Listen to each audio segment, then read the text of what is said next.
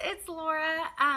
So today I wanted to talk about traveling with an ostomy.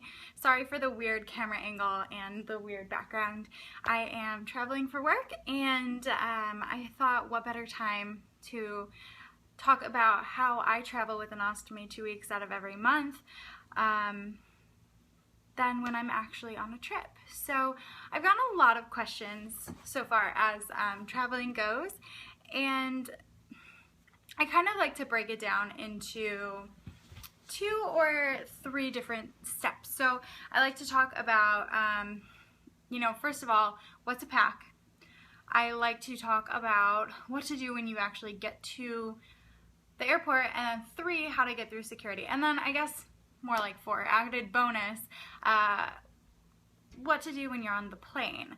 So I've talked to many people, and it seems like traveling is something that kind of gives people a lot of anxiety when it comes to ostomies. So first and foremost, I like to start off with when you get to the airport. I'm going to show you what I pack later on, but when you get to the airport, I think it's really important to, first and foremost, empty your pouch so it's as least conspicuous as possible. It's much easier to get through security with an empty pouch than a full pouch. So I generally go to the restroom after I get my ticket, after I check my bag, but right before security. So now many times they have the actual body scanner instead of just the metal detector. So these are kind of the ostomist's worst enemy because they do catch the ostomy.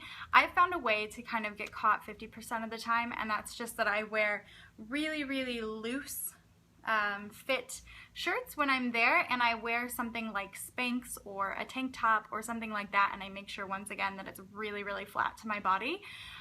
What you can do if you don't want to try to sneak through with your ostomy is to go to, for my United States citizens, or anyone traveling in the United States, the TSA, you can go to tsa.gov, and they have a little card that you can print out and write ostomy on it, and it just kind of informs everyone. So if you don't want to get pulled aside, you can also ask for a manager if that makes you more comfortable.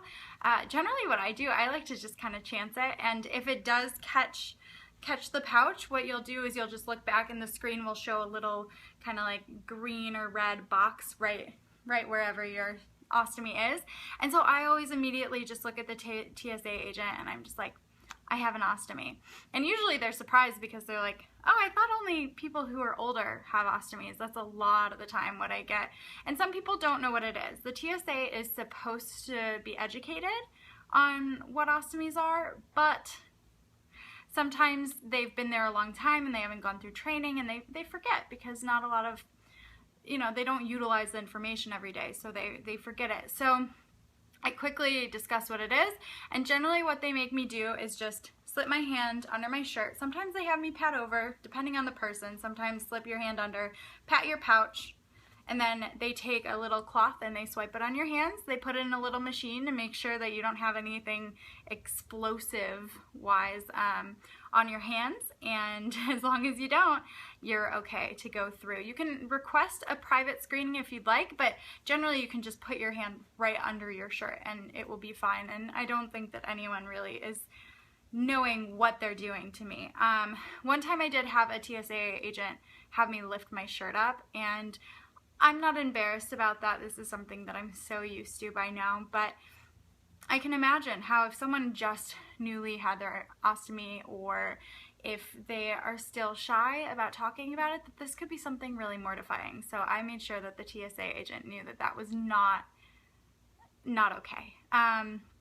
So that kind of talks about what to do at the airport. Now I'm going to take you over and show you exactly what is in my carry-on.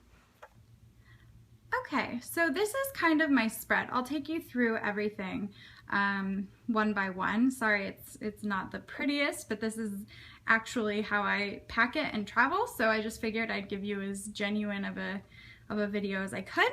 So first and foremost, I pack all of my medications just in a big clear bag. You can pack it nicer than this if you'd like. This is just how I do it. And then I just left this out because For those who have ileostomies and some colostomies, this is something that is very important for us. So then I always also bring a snack. My blood sugar, as I'm sure a lot of yours does too, drops very rapidly and gets me very lightheaded. So I like to pack a couple snacks or buy them through security. I also buy a bottle of water because all of us, urostomy, colostomy, ileostomy, need to make sure that we are always hydrated. Next, I like to pack a washcloth, a clean t-shirt, and clean pair of pants. And these roll up. I actually roll these up. Sorry, I'm sure this is very shaky for you. I'm so sorry. And they roll up really small, so they don't take up that much room. And this is just in case of a leak. I've never had to change clothes on an airplane, but you know the saying or that if you pack an umbrella, it's not gonna rain. So this is my umbrella right here. So over to the ostomy supplies. This is literally how I pack them. I know it's not the prettiest. This is how I've been doing it for 4.5 years. It's just easiest for me. So I just wanted to go through what I keep in there and make sure to always pack twice as many supplies as you think you'll need for the trip. So if you change every 5 days and you're gone for 10 days, instead of packing 2 pairs, pack 4, if not more. So I wear a 2-piece, so I have the wafer, I have the pouch, I have stoma powder, nystatin powder, just in case I have a little bit of candida or yeast infection. I like to bring hand sanitizer just in case I don't, you know, there's no soap in the bathroom or something of the sort, just in case. I bring my paste strip, which goes around my stoma, kind of like a stoma ring. I bring my curved scissors. I've had a lot of people say, well, don't they take them away? I've never had them take them away, but I have heard of some people who do. So it's kind of up to you whether you want to take your scissors or not, but I've never had a problem. And then even though this is liquid, they've never stopped me. I mean, it's obviously not 3 ounces. How much is it? 0.27 ounces, but it is Adapt lubricating deodorant. Especially when I'm traveling. I'm in Washington right now. I eat a lot of fish, and fish does not come out smelling pretty, so I like to bring that just in case. And of course, just the bags that you can put your used supplies in and throw them out. I also just want to point out that I have a red rubber catheter in there, and that's, my GI gave that to me because I get a lot of blockages, and so he has instructed me how to catheterize my stoma if need be. I have never had to use it, knock on wood, but do not ever try sticking anything in your stoma unless instructed by a physician. Seriously, guys. So now that you kind of saw what is in my carry-on, I hope that was really helpful for you guys. You're slipping, hold on. I hope that was helpful. That's just kind of what I like to pack. I also forgot to mention that if you have cut to fit wafers, like I still do because my stoma is oblong, or if you're new to having a stoma, you're slipping again. Obviously, I'm not the most fantastic videographer, but I figure that I'm just getting the information out there. Where was I? That if you have cut to fit wafers, you need to, I would at least pre-cut at least one of those, just in case you have a leak on a plane. They're all ready to go. You don't have to worry about it. I have had one leak on a plane, but it was really not a huge issue. I went into the restroom and I changed, and it took me about 4 minutes. It was a balance challenge, but other than that, it was completely okay. So I want to answer some kind of frequently asked questions about being on an airplane. First and foremost, I don't know who told you guys this. I don't know who, I mean, I worried about it too, so maybe it's just you wondering, but there's a rumor that ostomies blow up like a balloon when you go up in the air. That is absolutely not true. They pressurize the cabin, so it's pressurized. You're not gonna have to worry about your pouch blowing up like a balloon because of the pressure change. Only if you have a lot of gas. That's really, if you had beans and rice before you got on the plane, then maybe. But it has nothing to do with being in an actual airplane. One thing that I do want to talk about, because I did talk really briefly about hydration, they keep planes very dry. So you're going to want to hydrate more than you usually would in an hour or 3 hours or however long your flight is. You want to make sure that you hydrate more.